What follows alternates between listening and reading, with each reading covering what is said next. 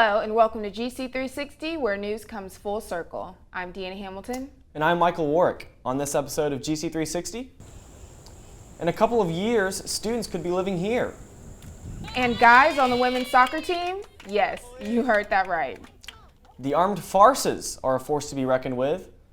All that and more on this episode of GC360. The 2016 presidential race is heating up, and many Georgia College students have taken interest in the election. GC360's Elizabeth Foyle found out what Bobcats think about certain presidential candidates.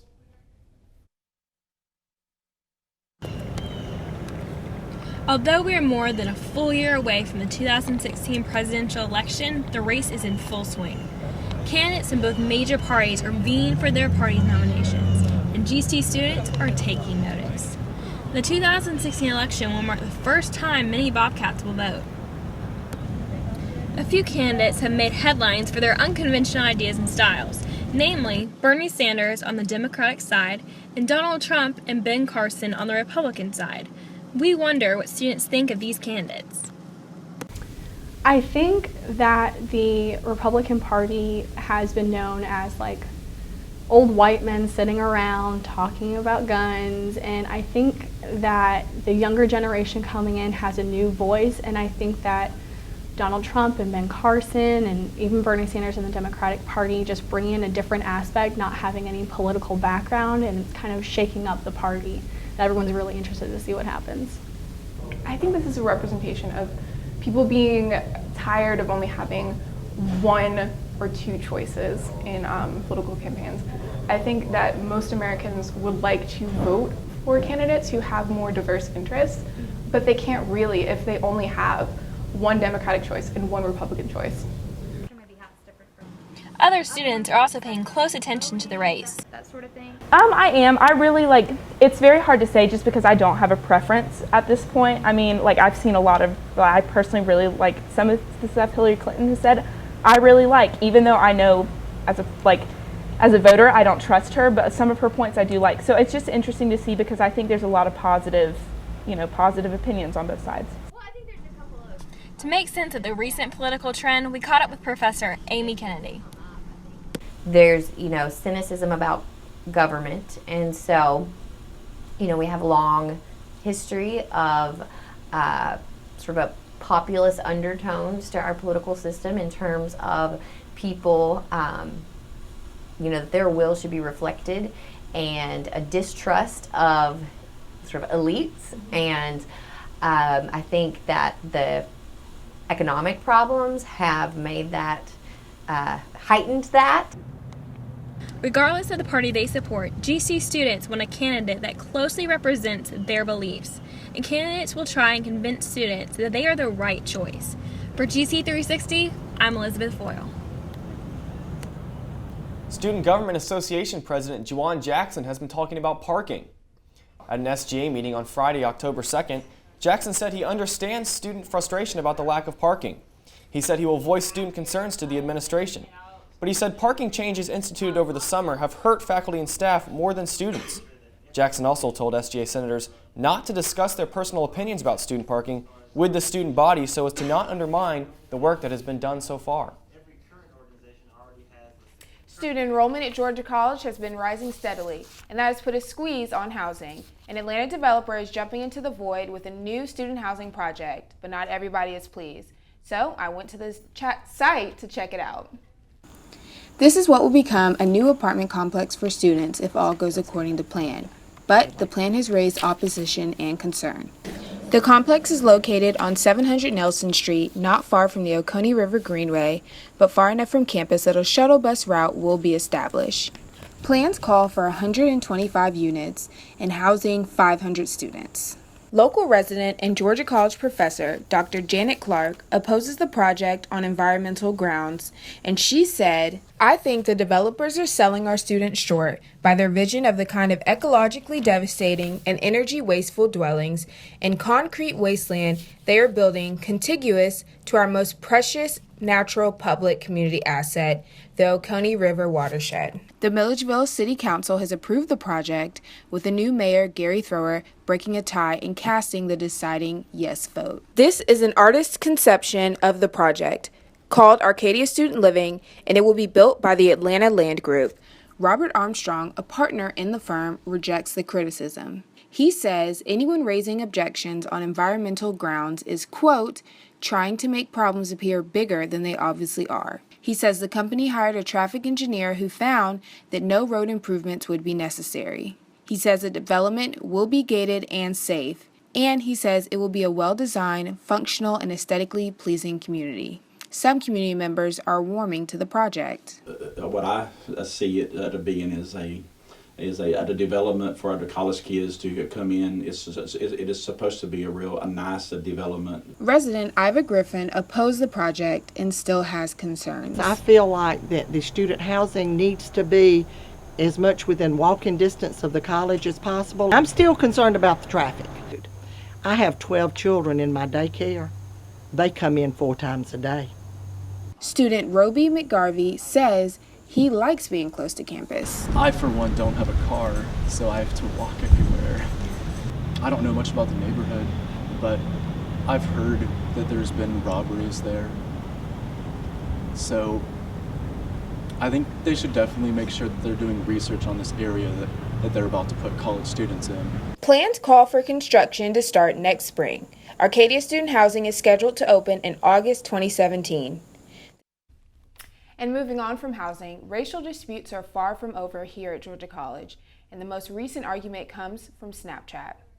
Monday night, student Snapchatters clicked through the popular GCSU Nation Snapchat to find a seemingly intolerant or racially charged snap, crudely responding to boycott Capitol flyers on campus and reference to students' plans to protest local bar and club Capital City for allegedly turning away customers of color.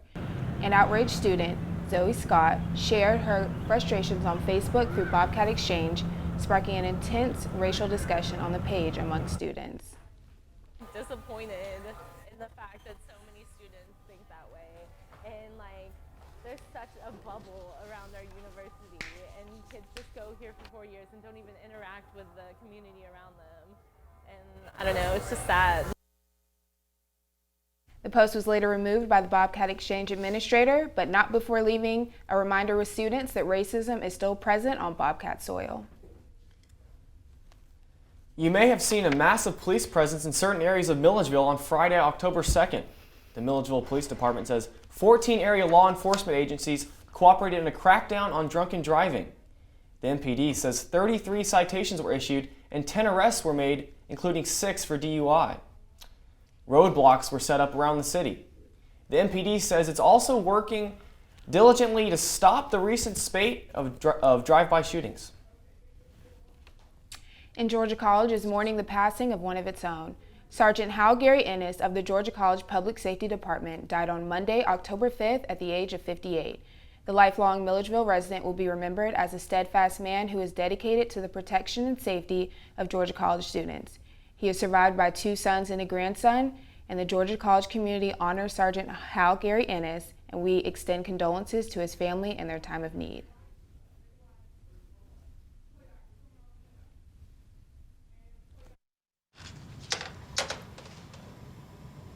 Wow, these are really good. You act surprised.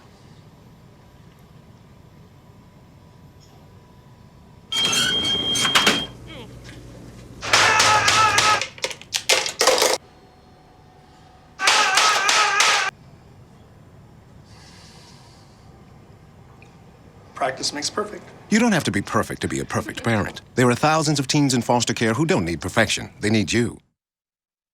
My new mom and I have a lot in common. The great outside. We both love the outdoors. It's so shiny. That's not a flower. We both love geology. Oh, look. An igneous one. That's not a rock. And she knows a lot about wildlife. A labradoodle. That's not a dog. Hanging out has been kind of fun. You don't have to be perfect to be a perfect parent. Thousands of kids in foster care will take you just as you are. Can you help me with this? My new dad teaches me all kinds of stuff. Sure. He helps me with homework. That would be 3.6795. Thanks. Yep. He helps me with my decision making. I wouldn't use this one. Ever. And he's even teaching me how to drive. And that's why cars have bumpers. I'm learning so much. You don't have to be perfect to be a perfect parent. Thousands of kids in foster care will take you just as you are. Good. Homemade noodles. Oh. Marty, stop it. Oh my goodness, I'm so sorry. It reminds me, I've been thinking maybe we should try a new form of birth control. I heard about this one. It's called the IUD, intrauterine device. Or we could try the patch on your arm. Actually, I think that one goes on your butt. Bedsider.org has birth control information and a lot more. And it's... What do you think then? Arm or the butt?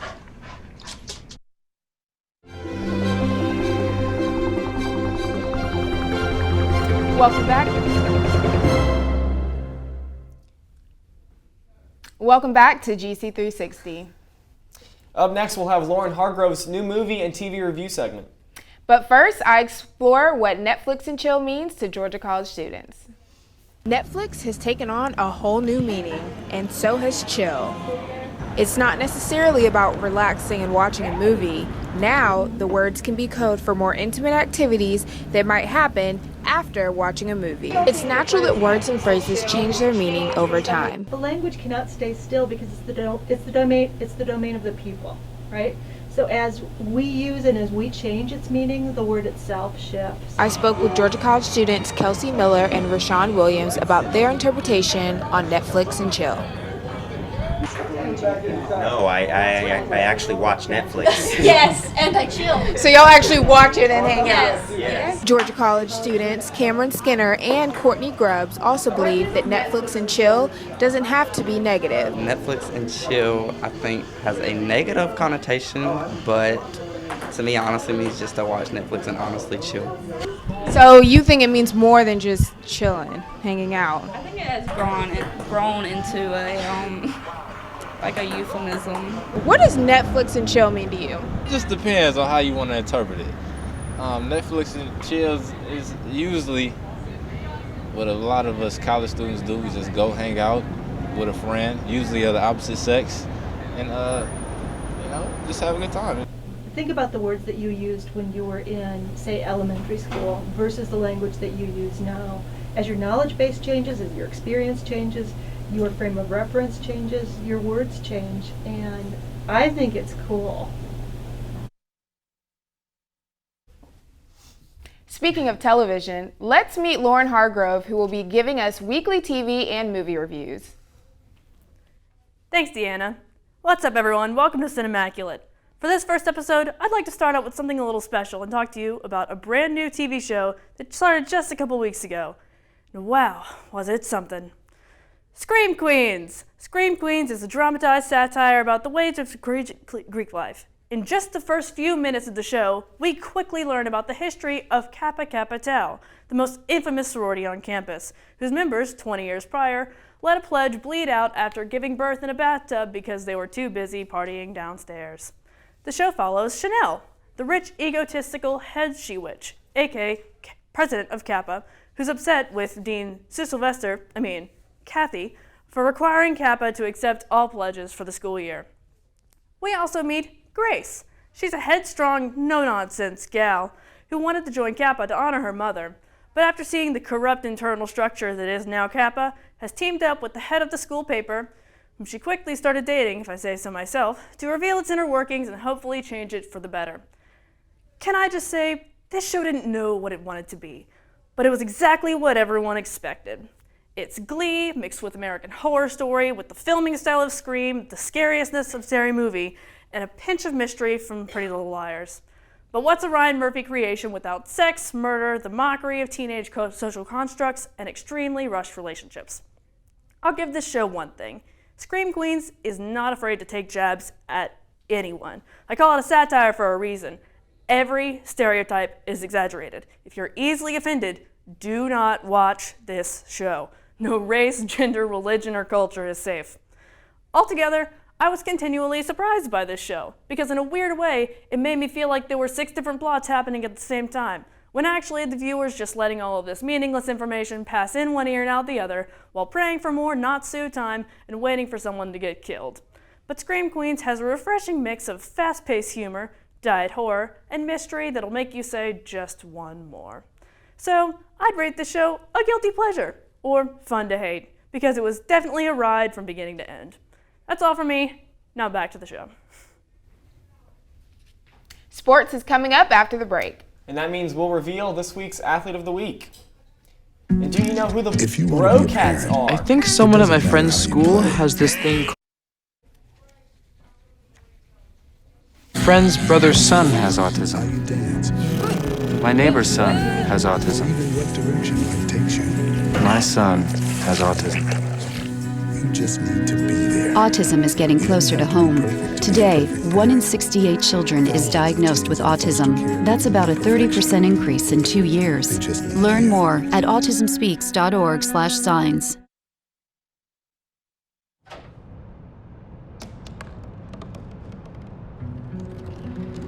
They said I couldn't dream.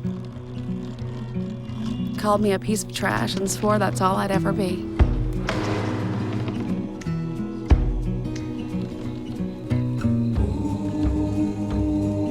Said a bottle couldn't see the ocean.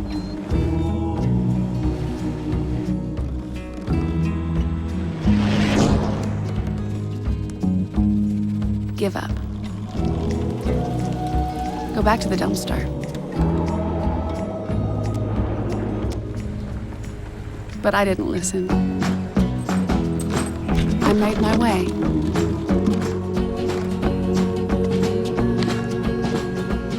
And now, I am what I've always wanted to be.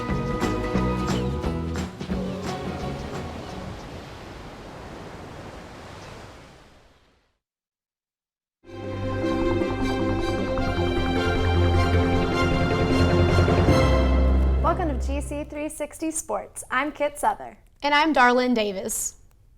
Soon, we'll tell you about the former Bobcat star athlete who has made her way back to campus in an important role. But first, Athlete of the Week.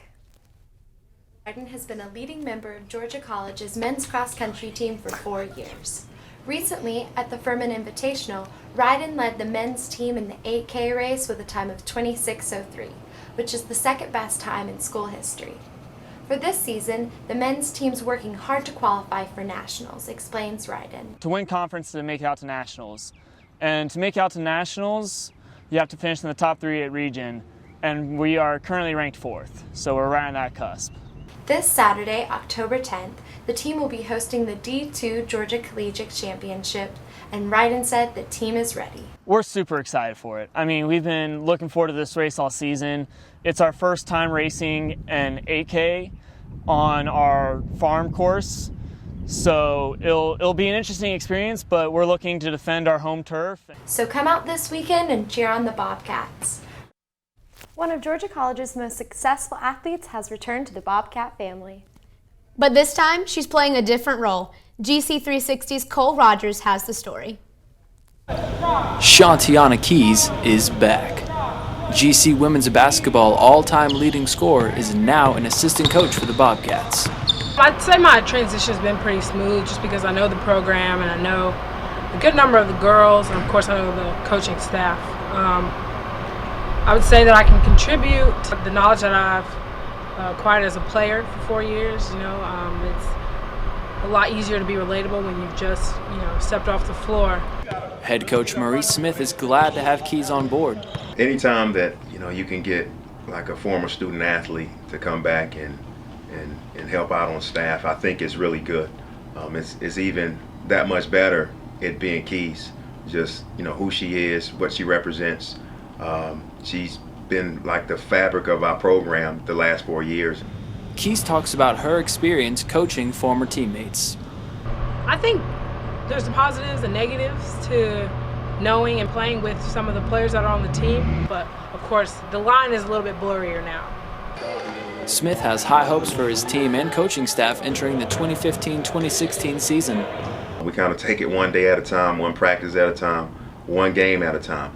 And we have 4 freshmen, we have 3 transfers, and we got a very exciting group, we feel like, who are very talented. They'll be competing for playing time.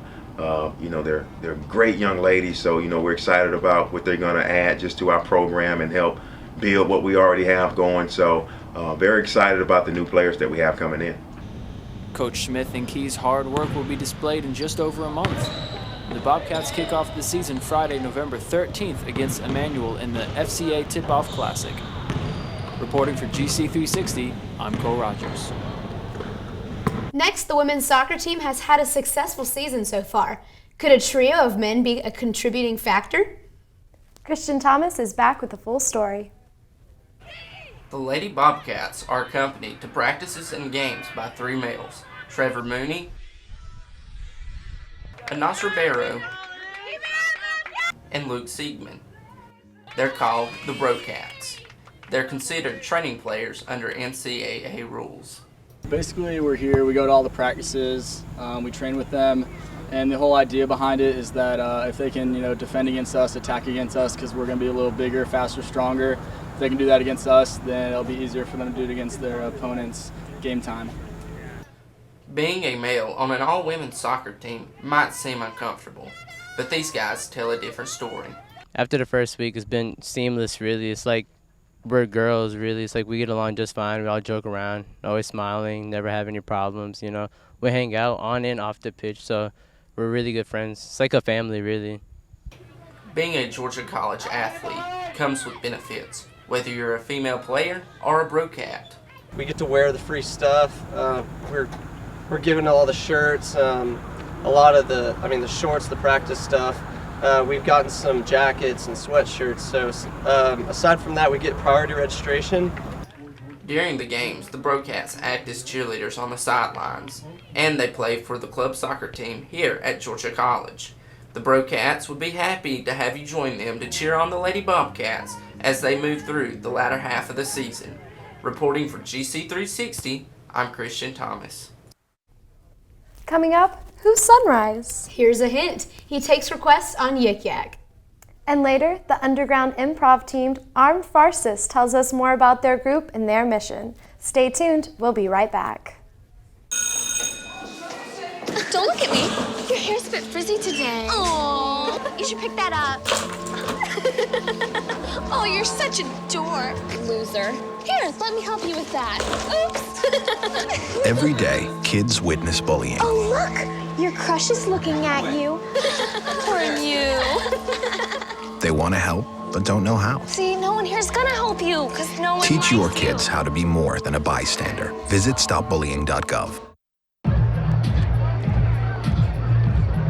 If you drive buzzed, it could cost you around $10,000. You'll face major legal fees, major fines, and steep insurance penalties.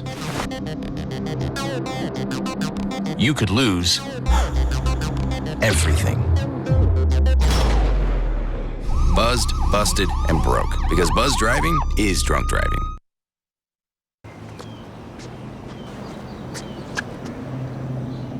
Here is my handle and here is my spout. When I get all steamed up, then I shout. Tip me over and pour me out. Oh. The smallest moments can have the biggest impact on a child's life. Cheers. Take time to be a dad today.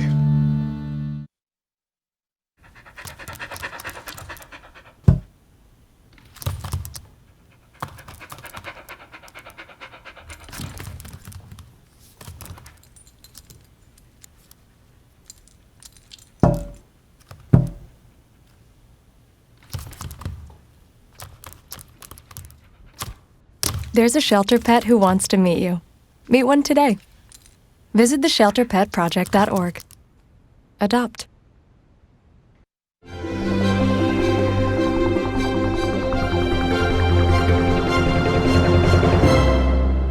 Bike thieves continue to plague the Georgia College community. Since the beginning of the semester, several students have reported that their beloved bicycles have been stolen. So GC360's Mary Henderson has the story. Bike safety means more than wearing a helmet and avoiding cars and pedestrians. It also means staying safe from thieves. It turns out bike thieves are resourceful and have swiped bikes on campus and in student housing complexes off campus. We spoke to a few Georgia College students who experienced bike theft for themselves. Because I lived over in Adams last year, and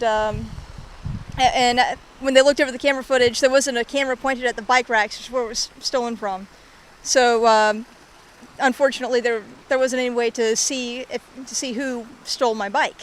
It was around late August, you said, like the 24th maybe. I went out of town that weekend. I was in Boone, North Carolina. When I got back Sunday evening-ish, I walked inside and my roommate told me that he thought my bike was stolen. So I went out there and checked it, and yeah.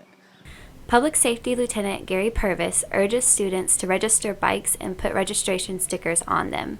He says that when police find bikes with stickers, we can kind of get that person who owns the bike their bike back and solve much more cases that way, because a lot of times in bike cases it's the same people that are stealing the bikes. If we can get one bike, we usually can get a lot of bikes. Purvis also advises students to keep their bikes somewhere safe over long breaks. He says public safety can provide storage if students have nowhere to put bikes. So remember to register your bike with public safety and to use a secure lock to help prevent your bike from being the next one stolen. Reporting for GC360, I'm Mary Henderson. Who is behind several of the intricate chalk drawings around campus? GC360's Ansley Ponder found out and has the scoop for us. You may be wondering who is behind this. It's just a movement. We found him and he told us the story. He calls himself Sunrise. I was just kind of browsing Yik Yak and was like, wow, there's a lot of negativity that goes on that app. And I was like, you know what? We need something nice. We need something positive. Sunrise has been drawing since he can remember, but never took an art class until he became a student at Georgia College. He has asked that we keep his true identity a secret so the focus can be on the artwork. Everything in this world, it's all a temporary thing, you know? And so is art. When you guys wake up tomorrow, you'll be drawing some other thing. Yeah. I stay up all night. How do you do that? Sunrise draws to encourage others, and to make even just one person smile is worth it. He says it's not about himself. This is Ansley Ponder reporting with GC360. The Armed Farces, Georgia College's very own improv comedy group, has made it their goal to make GC students laugh. And we wonder what goes into making a comedy show, and how has the group been able to achieve such success? So GC360 ventured down into the basement of Blackbird to find out. A dose of coffee isn't the only thing you can get at Blackbird, the trendy downtown coffee shop. You can also get a shot of comedy. Armed Farces is a student-run improv group that is dedicated to making the community laugh. Boy, are my arms tired. See, I don't know about that because... They perform each Thursday night, drawing audiences so large that they've recently moved to having 2 separate shows. We met up with Will Morris, president of Armed Farces, here at Blackbird to see what the group is all about. Honestly, it's the only comedy group at Georgia College. I'm not sure of any other group that is dedicated to making people laugh on campus like we are.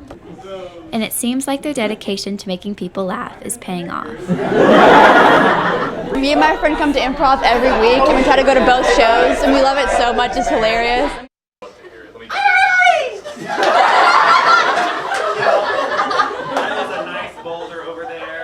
While making people laugh is the primary goal, Armed Farces also serves as an outlet of expression for students on campus. So you have the thing on your feet, and it help me get out of my shell, and it was just a really fun experience. And being a part of it for 4 years, it's changed, but the camaraderie is still there, and it's really awesome. Like, this group of people was just like really supportive and welcoming, and it made me really comfortable when I first was learning. It's all about kind of trusting each other, and it's just really cool. You get to be really tight. Improv is extremely valuable in your everyday life. Everything you do is improv during the day. You don't prepare anything you do. It all happens on the fly, which is exactly what we do. Improv gives you confidence, and improv makes you laugh. So next time you're in need of a laugh, check out the Armed Farces at Blackbird Coffee every Thursday night at 7:30 and 9. Reporting for GC360, I'm Mary Henderson. That's all for news here at GC360. As always, be sure to check us out on Facebook, Twitter, and Instagram for the latest news. I'm Michael Warwick. And I'm Deanna Hamilton. We'll see you again in 2 weeks on GC360, where news comes full circle.